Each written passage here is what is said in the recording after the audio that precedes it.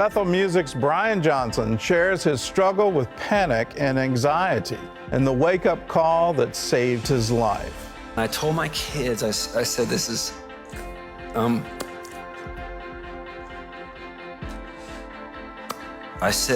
this is when God becomes real.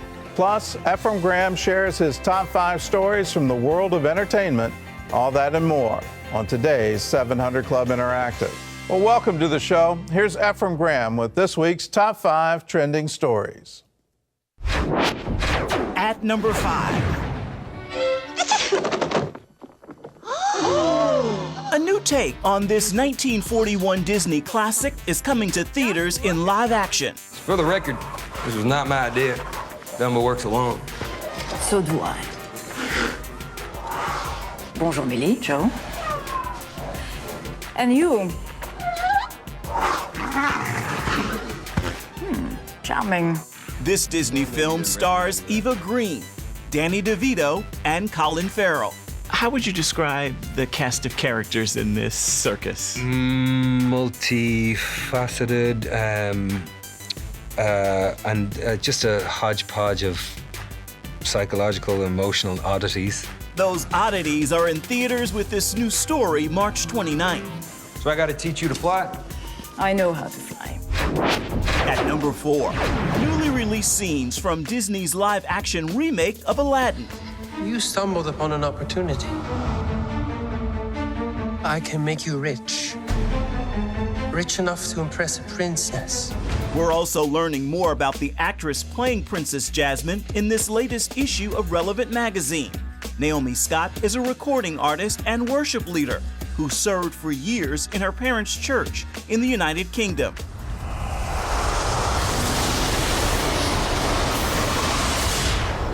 O great one who summons me, I stand by my oath, loyalty to wishes 3. I'm kidding. Watch this. Watch out! Aladdin is in theaters May 24th. You look like a prince on the outside, but I didn't change anything on the inside. At number 3.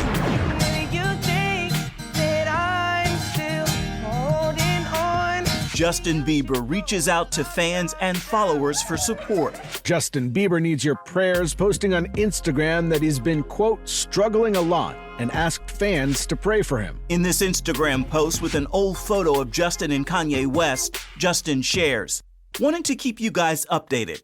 Feeling super disconnected and weird. I always bounce back. God is faithful and your prayers really work. Thanks." Bieber, who married model Hailey Baldwin last fall, reportedly sought treatment for depression last month, according to People magazine. At number 2.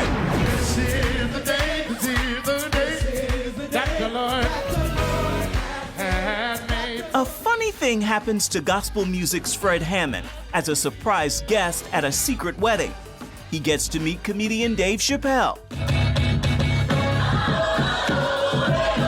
He sees a live performance of Kanye's take on his gospel tune, This Is the Day. And then he gets an invite to sing that song with Kanye at this year's Coachella, which begins Friday, April 12th and ends Sunday, April 21st. At number 1. A star-studded Sunday Grammy tribute to the late Queen of Soul, Aretha Franklin. Like a breeze. And now, the promise of so much more.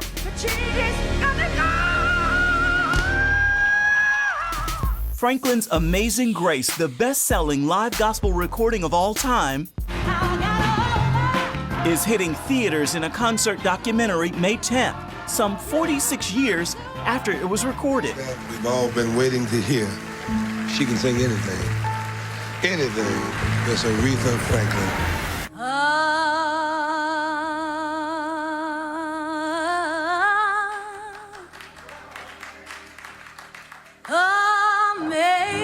We can also begin the countdown for the Queen of Soul's biopic, Respect. It's scheduled to hit theaters August 14th, 2020. starring Jennifer Hudson. I don't even think I could really put it into words how much it means to me. Most of all, to just be able to pay tribute to the Queen, and then to be able to be a part of such a special thing. Well, Efren's here with us now, and what do you think of the new? It's not new. It's old, new to us. It's a reissue. Yeah, it was actually on the shelves for 46 years. No one had seen it. They released it in limited release so they can qualify for the Oscars. So it was at a film festival and things of that nature. We won't be able to see it publicly until next month. But this is my favorite gospel album of all time as well. A lot of I listen to everybody's it into that all the time. It is so well done. But it was shelved because you know how you slate a film at the beginning in order to sync audio and so forth? Someone didn't do that correctly, and when Aretha Franklin saw it, she was very disappointed they couldn't make it work back then, 46 years ago. So she didn't like it, producers didn't like it, so they put it on the shelves. And it was only after she died that family members realized, oh, we've got this work, we've got to do something with it.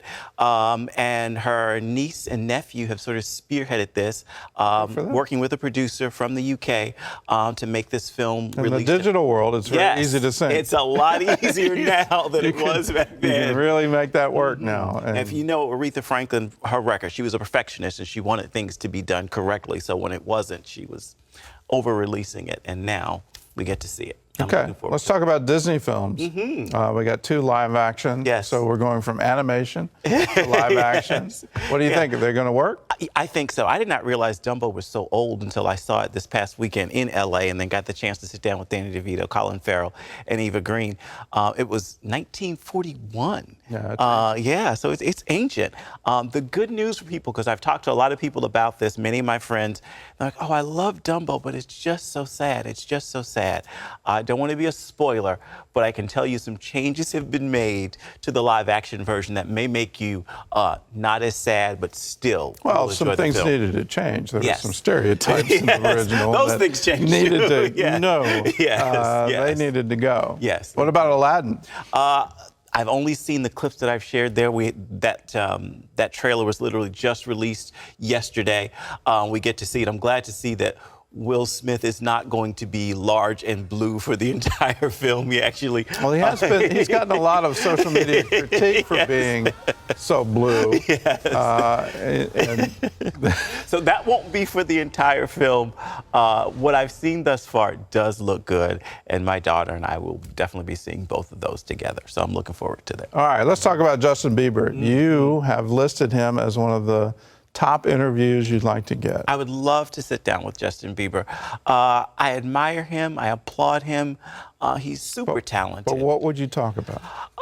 I'd like to talk more about the role of faith in his life. And it's when he walked away, the distance, and how he's managed to reconnect, and then balancing it all. And because he's been a star most of his since age 13, life, you know? He was discovered YouTube sensation, and here he is.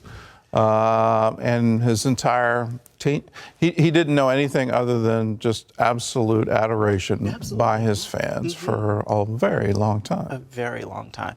And to see people try then to make that transition from childhood star to living an adult life, I know that's got to be hard. And I've read interviews with him before that I've seen, and I always felt like, gee, there's some moments you missed in that interview that could have been explored that would have certainly helped him to share, but also blessed people who follow him to learn deeper about why it is he is the way he is and why he does what he does. Well, I know his pastor from Ontario when he was just a kid. And, they really struggled, a lot of financial struggles for the family. And so when he made this breakout at age 13, it was literally out of nowhere. I mean, An amazing story. And then we hear that he's struggling with depression.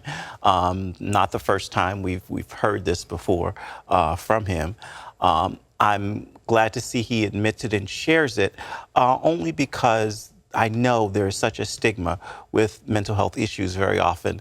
And when you can see someone that you think should have it all and have the perfect life, see that they're dealing with some of the same struggles that we in our lives deal with day to day, and people we know deal with, that being wealthy and being famous and having, you know, all this access does not make you immune. How do we get rid of the stigma? Because I agree the stigma's there, and a lot of people from the outside say, okay, wait a minute, you've turned your life back around. You've gotten married to someone who's absolutely wonderful. Absolutely. And now what? Now you're going to tell me that you're depressed, and they don't understand that there's a whole lot of other factors going on. Absolutely. How do we get rid of the stigma?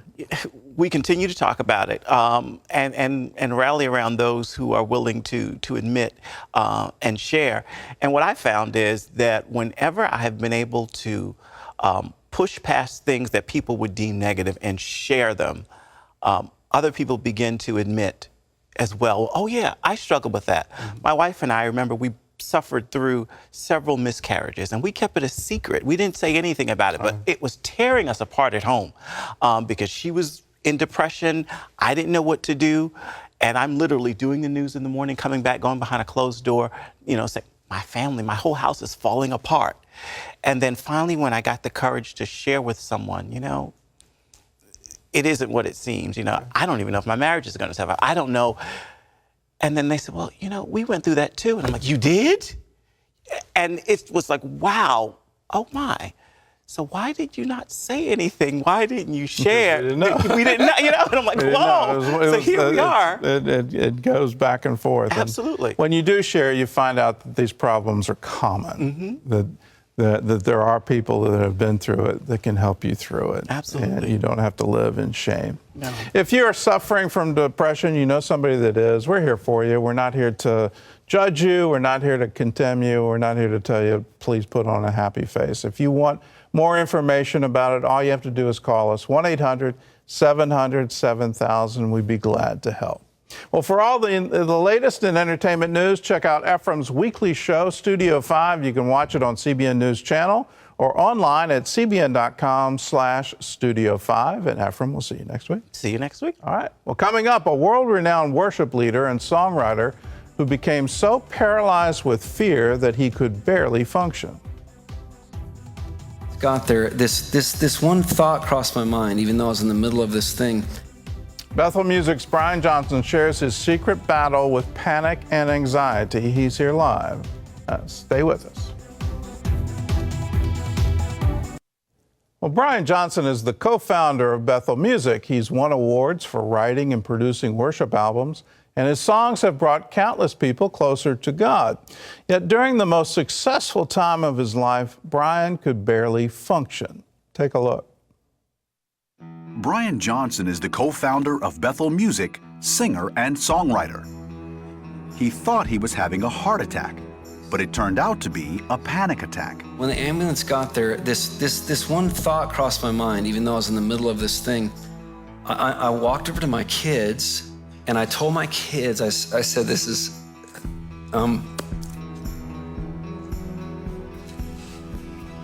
I said, this is when God becomes real. In his book, When God Becomes Real, Brian opens up about his battle with anxiety and depression. He shares how God helped him find freedom and how the Lord wants to do the same for you. Well, Brian Johnson is here with us now, and Brian, it's a pleasure to have you on the show. It's great to be here. Thank you. Your battle with anxiety actually began when you were young. Yeah. You know, age 7, you started to notice things. What was happening to you? You know, as a 7-year-old, you have no idea, right, what's happening. I mean, outside playing with lizards, and the next day I can't breathe. I'm having panic attacks. And back then, I felt like it was more spiritual, and that I was so petrified that I had a demon. You know, and I'd seen deliverance, and in our church, deliverance wasn't a big deal. I mean, it wasn't screaming. It was like gentle, but at the same time, I was so petrified, and I would spiral into these panic attacks. And it lasted up until I was about 21 years old. Off and on. I slept with my parents almost every night till I was 18. That's how intense it was in different seasons, which is crazy. Did you have it in your head that somehow a demon was attacking you? Was that, did that make it worse? Of course it made it worse. If my hair on the back of my neck would stand up. And but my dad taught me about the power of praise. And we'd stay up sometimes all night, and sometimes it'd break in 5 minutes. But every time we'd start just singing, the old songs, We Exalt Thee, all that stuff. I love you, Lord. And every single time it worked. And so the priority of praise was there as a 7-year-old. And I started playing guitar, and then it kind of all made sense. What is it about praise that I call it the neglected, weapon of warfare? I mean, what is it about it that frees people, that sets you free, that just literally changes the atmosphere around you? It's a landscape changer. It's that verse, God habits the praises of His people. It's a real thing. It's not just a thought. It's not mind over matter. I think it's a real thing. The Jericho, the wall fell with that shout of praise. And, we've done ministry where you're just playing in the streets, over people and just watching their world go into peace. And praying for a girl the other night who was really going through it. And just, there's something about the praise that brings the presence of God, And when He's present, the word impossible doesn't exist. And so it's really that simple. It's hard to wrap our minds around it, but it's a real thing, Now, you're the son of pastors, and so what did that do to this equation? I never had a stigma or a thing being a PK. My parents have been amazing. They're like the perfect pastors in that they guarded us, but at the same time they protected us. They let us kind of get whatever haircut we wanted. They weren't religious in a really good way. We were very familiar with spirit stuff, familiar with people getting prayed for that had demons or that needed healing or whatever. So I feel like it was a good thing, but at the same time, like you said before, the thought that could be me was always tormented me a bit. But doesn't even the concept of perfect create another problem? That if my parents are perfect, then what's going on with me? Yeah, I think that you probably always have that question in the back of your mind, as a PK, maybe whether you admit it or not. But when you get into that swirl, there's a lot of questions, too many questions. That's part of the problem is you let your mind just races. So that was definitely a thing. Okay. Well, you've gotten out of the thing. And it took you an ambulance ride to the hospital. Now, take us to that moment. What's going through your mind then? Yeah, 21 years old to 36 years old, I had no anxiety, none of that. Well, obviously I did before 36, a few years. It was just built up. It's like if you can think of a balloon, and you don't let the air out, eventually it'll pop, and that was me. I didn't even know it, didn't realize it. I took my son to the river. My wife said, just take, once she could tell I needed some rest, take him to the river, hang out. And my arms went numb. The classic, am I having a heart attack? I start getting really short of breath. My mind's really fuzzy. And I grabbed my son and got out of there quick and raced home because it got to the point where I couldn't hardly function, which is really terrifying. Like I had no control. And I got home thinking I'd just walk it off, and it just got worse and worse. And finally the ambulance came, and I didn't know if it was 15 minutes later or 2 hours or whatever. My world was collapsing. That's all I can say. It was terrifying. And they hooked me up to an IV and basically was sedated from then. I had a 6-month-long, period where it was just hell. It was living hell, where every 5 minutes I was like fighting off a panic attack. And so it was an intense season where it's like if God didn't step in, I don't know what would be going on right now with my life, They sometimes call that a cascade moment. Yep. Was there a trigger that led to that? I do. Yeah, there's lots of triggers. I think when it finally at the close to the end of it, we were on a drive, me and my wife, and she just started going deep with me, like asking me questions. The Holy Spirit was so gracious and pinpointed some things, which I didn't even know. Like unforgiveness in certain areas, things that she'd mention a name, and I'd be like, okay, so I'd speak it out. And by the end of that drive, it was the first time in 6 months where I thought, you say trigger, I'm like, oh, here's what's going on. And I had a glimpse of hope. And the next morning, I got up at 5:15 a.m. and started reading my Bible, and then I never stopped. And I felt like from the Lord, like some things needed to change. And it's not like I was like living in sin. It wasn't like that. It was just this thing, it was happening to me and I didn't know why. And I had my real God moment about 7 to 10 days in of that where I quit everything. I had no other option. It was either that or live on meds. And I got such a sense of hope in about 10 days. It was amazing. God stepped in. And within a month, I was able to get off of the meds. And for 1 year after that, I had no anxiety. It was a surreal thing. I was basically, God reached in and just delivered me, and it was pretty amazing. Well, you say that, but you took some very concrete steps to make sure that 100%. he could reach in. Yeah, I had to take some serious steps. Because a lot steps. of what's going on when you're having these kinds of issues or any kind of mental issues, and there's a wide variety, is you're not taking that time, either for yourself, self-care, or for God. So what do you do now? Well, I'll tell you now, like I have to keep close tabs on it, you know, because I live that. So the memory is there, right? And so if I start feeling something, like it would be very easy for me to spiral back down there because of the memory, but I know now what to do.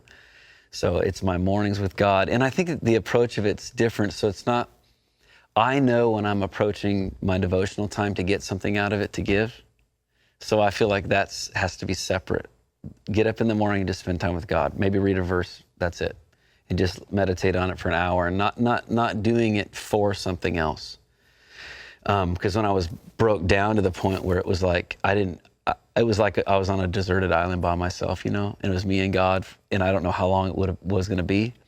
So I just go back to that place, and worship has always been a part of that process as well. I think exposing it, having communication with people is really important. Bringing it to the light, I think, is a big deal. C.S. Lewis said a friendship starts when I look at you and I say, me too. And there's something about, oh, I experienced that same thing. And there's something in that we need. It's like we're locking arms, and I'm seeing this anxiety thing. It's crazy right now, the depression. And if we can expose it and lock arms together, I feel like that's the first step. At least it was for me. What would you tell somebody watching right now who's going through this? What should they be doing? Well, I'd say for sure, I mean, there's multiple things you can do, like what you said, self-care, stopping, assessing what are the triggers. I think the God equation is always a huge part of it. I think getting alone with God, and sometimes it takes a while, you know, to get a hold of God, you know, like it's like grabbing, it's like the woman through the crowd.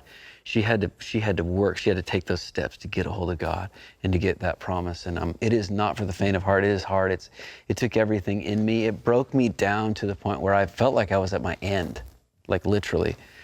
And it's just that desperation before God. The word and worship are huge. I think that verse that says the word renews our mind. I think that's not just we get an encouraging word and we talk ourselves into it. I think there's an actual healing when we just read the word. Well, it's life. Yeah. His words are life. Yep. You've written a whole book about this, when God becomes real. Yep. And so here you are, raised in a Christian home, raised in church, and you're saying God just became real to me. What happened? Well, obviously I've known God's real my whole life. You know, I believed, and but it's when you're it's kind of like a friend of mine says, our prayer life changes from a list of things versus right now, and if I'm out in the ocean, drowning in the ocean, my prayer life changes in the desperation. And only God was the one who could save me. When God became my only option, it was the greatest gift of my life. And so he became real in a whole new way, where it was like no one on the planet could talk me out of what he did for me. And there's that encounter with God that I had because of that. So tell me about the encounter. I had several encounters during that, when I started getting up early and reading with God, reading my Bible. And one of them was Luke 7:47. When I read the story of the woman at Jesus' feet, and Jesus said, the religious leaders are saying, how could this woman do this display? What is this whatever? And Jesus said, no, you don't understand. The reason she's able to love like this is because she's been forgiven of much. And I remember, I'll get it together. That's all right. I remember reading that verse. And now remember, it's not like I had lived this life of sin or anything, but I remember reading that verse and connecting with that verse in a way where I'm like, I know what that feels like. To be so broken, right? And weak. And because of that, God, this encounter, those mornings became so important to me, and God would speak to me through the word for what I needed for the day, and like that daily bread thing. Mm-hmm. And so what happened is I'd read something, and then the same day, exactly what I read. It got to the point where it was so like kind of scary, weird, but in an amazing way. What happened during the day was what I read. And it's like the Holy Spirit was teaching me not to think about 2 days or 3 days or a week, but daily.